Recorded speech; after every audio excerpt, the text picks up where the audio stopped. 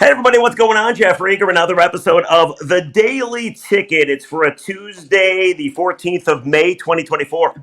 Super excited, super special guest today. So the Golden Gloves in Detroit are just around the corner. In fact, it's this week. So who better to talk about the Golden Gloves Wow. than a heavyweight boxing legend, Gerry Cooney. Gerry, how you doing? I'm doing great. I'm so it's good to have a radio show I do on Mondays and Fridays from 12 to 2 on Sirius XM channel 156. It's about fight game. We having some great fights coming up. And it's great to be on with you today and to talk a little bit about what you guys are going to see tonight. So the Golden Gloves, we can get into it, but before we get into it, what about you? I mean, you were one of the more prolific heavyweight contenders out there, and I mean, you fought some of the greats, whether it be George Foreman or whether it be Holmes as well, and you're regarded as one of the dudes that has the heaviest, toughest punch in the history of boxing. So what was it like going against your left hook? Well, you listen. I was in a great time. There was some great fighters. I fought Jimmy Young. I knocked him out in 4 rounds. Fought Ron Lyle, knocked him out in 1 round. I fought Kenny Norton in the Garden. The biggest. I knocked him out in 54 seconds of the first round. Oh But my I God. got my start really in the amateurs, and I fought Holmes in 1982 for the heavyweight championship of the world, and I got stopped in the 13th round. But we had a great time back then. We made $8.5 million. Me, this young kid from Long Island, and saved it. And so I have a great life, a great career. I love amateur boxing. I love pro boxing. It's all great because these kids are getting a chance to get off the street, find out a little bit about themselves, how tough they are. Can they learn to make adjustments all the time going into these fights? And, early on in the amateurs, you just hold your breath and swing. And I won the middleweight championship when I was 16.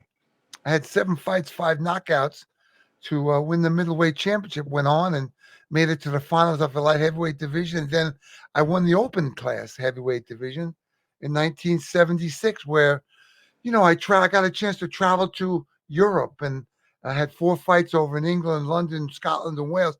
I had 4 knockouts. I came home. They told me to stay in shape. The Russians are coming. They're coming to the Garden. Did I want to fight? I said sure. So the summer went by. I was drinking, partying with my friends 6 days before the fight. They told me the fight's on. You want to fight? I said, sure, I do. So I ran for 6 days. I ate good. I went to the Garden where I loved fighting. The Garden is the number one place in the world for me. And I fought the third ranked Russian heavyweight champ. And I knocked him dead in the first round. See, when you go out and you want him to feel your power, when he feels your power, you want to know, let him know, listen, you can come in here and come after me, but when you come in, this is what you're going to get. And I hit him with a left hook, knocked him out cold. I made it to the finals of Olympic trials. When I got the phone call, I told him, I'm sorry, I can't make it. My father was sick. Unfortunately for me, Well, I was suffering from, I grew up in an alcoholic family, and I didn't learn a lot of confidence, courage. I was all alone. And I thought, why am I going to go make an ass of myself? Meanwhile, it was the biggest moment of my life. I just walked away from it. And so part of what I do today is talk about these amateur fights that you guys are going to see this weekend in Detroit, because it's so important to have somebody in our corner to help push us along sometimes when we need it. And maybe I couldn't have made it, but maybe I could have. And who knows what life would have been like then. But, as it turned out, it didn't go, but I can talk about it. And these young men, they're struggling with a lot of, am I going to turn left and pick up these drugs? Am I going to rob? Am I going to steal? Or am I going to stay in the gym and learn how to, adjust and how to, not get hit and hit back? And, there's a lot of stuff to learn about self-confidence and courage. I mean, I train kids here, and I close the door and they come in, and it's just me and them. And we talk about all the good things they're doing. And I talk to them about the things that are not doing so good.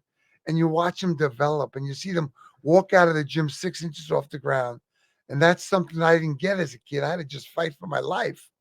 And now I'm able to teach this and help these guys grow as men.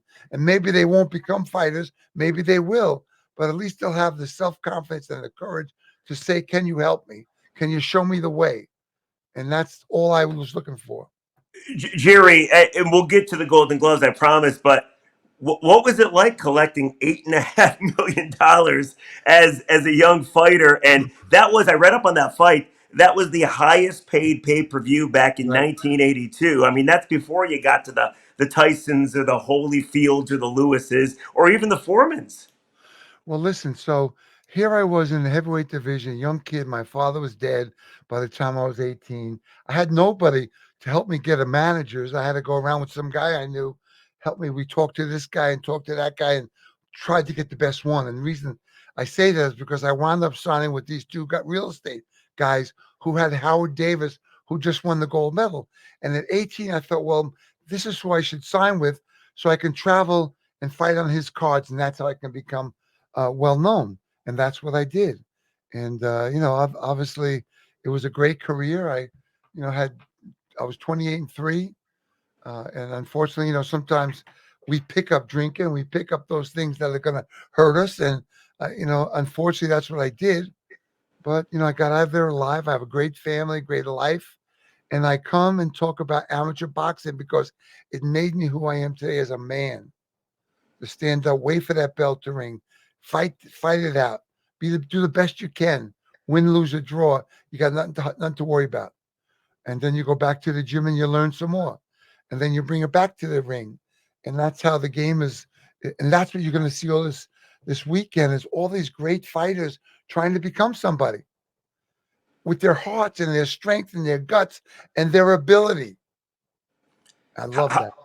Well, I was about to ask you, how gratifying is it for you? Obviously it's great for them as well, but you get your hands on a fighter and you help mold them into what we're going to see this weekend. And the majority of these guys, I mean, tell us a little bit about them. What are they going for, and who do you think has the chance to maybe take it to the next level? Listen, the amateur program really kind of closed down once ABC and NBC and ABC went off the air because people couldn't afford the zone and pay per view and all those Right. things.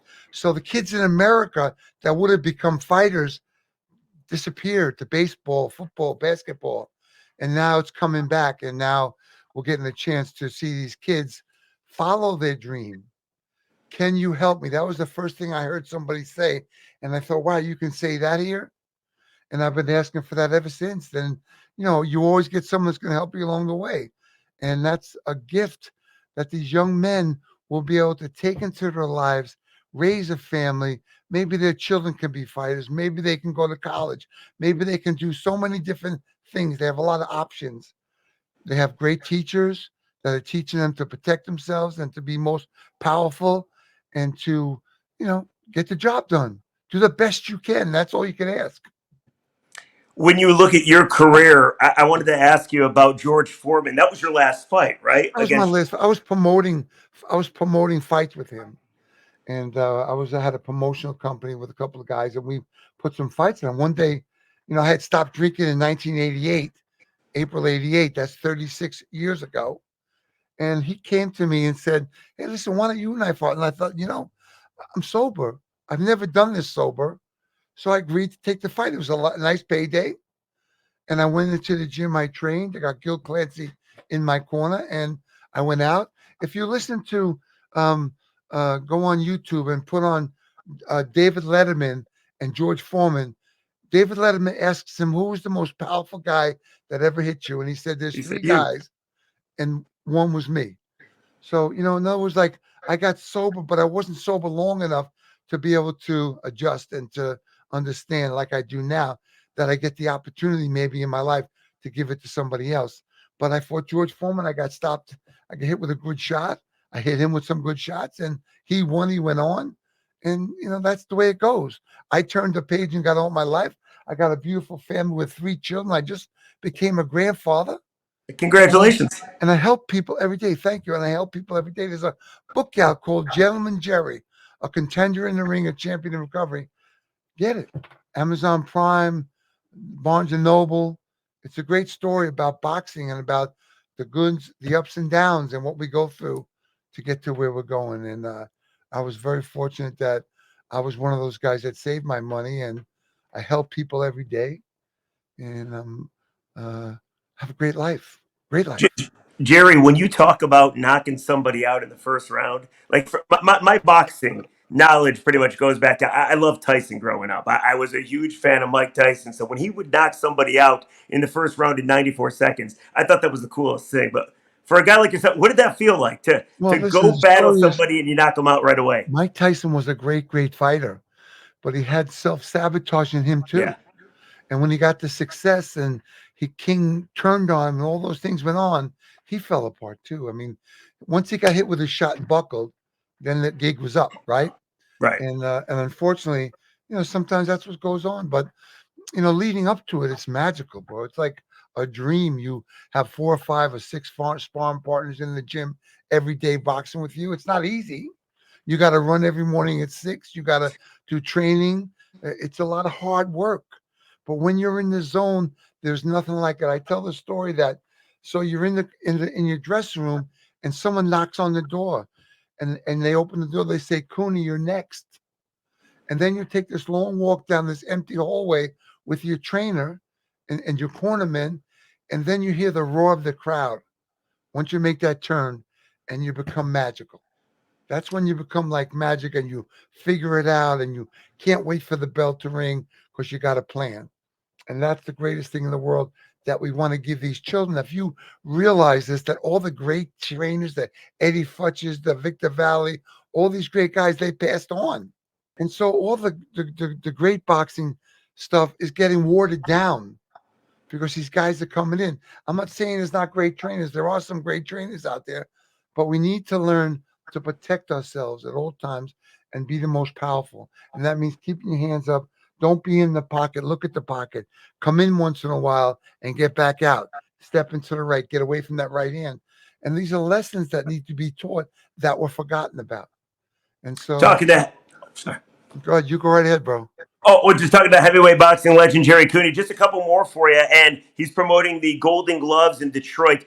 How do people check you guys out, and what should people expect all this week as guys are going to go at it and hopefully make a big name for themselves? Well, these kids are going to learn so much from this win, from the defeat, and they're going to bring in the guys that want to continue fighting, the guys that really got it in their heart, even though they lost maybe, or they're going to learn from the mistakes and bring it to the next level and to the next level.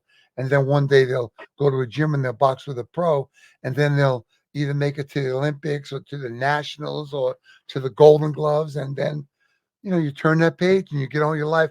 You start embark on a professional career where you can raise a family, become champion maybe, and maybe you can't become a champion, but you'll learn an awful lot about yourself, save your money, and learn to get on with your life.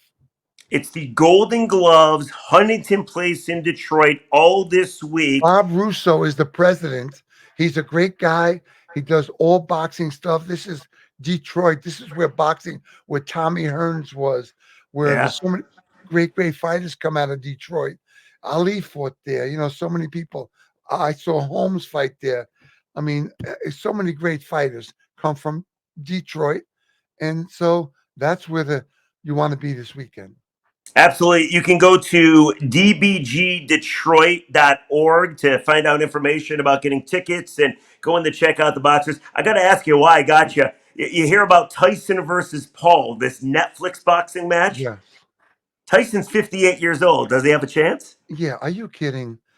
Mike Tyson forgot what this kid never learned. I think And so too. the kid's, he's a tough kid, but that doesn't, get together with a former heavyweight champion and a good one. He looks Get great into the too. ring. If it's and the thing about it, it's a regular sanctioned fight. It's not like an exhibition. So if he gets Jake Paul gets fresh with Mike Tyson, I don't know if you saw Mike Tyson in his last exhibition. He did an exhibition with Roy Jones, who was a great middleweight, light heavyweight champion of no right. But he picked it up one time on Mike and tried to flash him, and Mike slapped him back into position, let him know I'm the boss. But that's another great night. Next week is Tyson Fury. This weekend, Yep. and all these kids you see in tonight, this weekend, you're going to see them in the future in the ring. And you have to learn to protect yourself. You have to go to the commission, the boxing commissions, and find out what are you signing, where you're going, who you're fighting. They can help you understand all that because fighters have a tendency of letting their management or the people take care of it, and sometimes they're not the most of honest people. Gerry Cooney, thank you so much for joining us. Make sure to check out the Golden Gloves this weekend at Huntington Place in Detroit. Bob You're awesome. Russo is running the Congratulations on all show. your success. And let me tell you something. Next time Yeah, I get you in Detroit, yeah. I, I, I am in Detroit. Yes, I'm coming for you, bro. I'm coming for you, bro. Gerry. I'm about 185, 5'8", stopping what you can take me. There's no question about it. Well, I'll make you look good. How about I make you look good for a little while? I mean, listen, I would like that. I would Listen, appreciate that. love to you guys. Have a great weekend. Enjoy the fights. Go get in your car, bring your family. Watch these kids who are trying to change their lives. Thank you. Absolutely. Thank you, Gerry. We appreciate it. Thank you Go so check it much. out right now. It's the Golden Gloves, 2024 Golden Gloves at Huntington Place in Detroit. And go to dbgdetroit.org to find out how to get tickets. Gerry, awesome stuff. We'll catch you later. Thank you. Thank you so much, bro. Enjoy.